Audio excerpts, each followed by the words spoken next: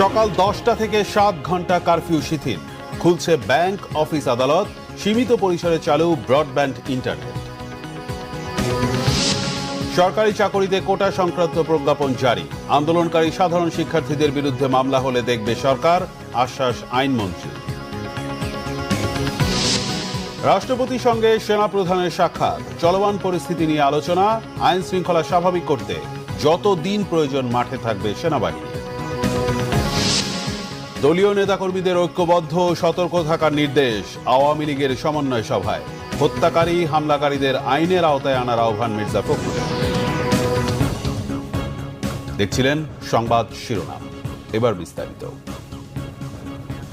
স্বরাষ্ট্রমন্ত্রী আসাদুজ্জামান খান বলেছেন, ঢাকায় আজ ও কাল বৃহস্পতিবার কারফিউ শিথিল থাকবে সকাল 10টা থেকে বিকাল 5টা পর্যন্ত।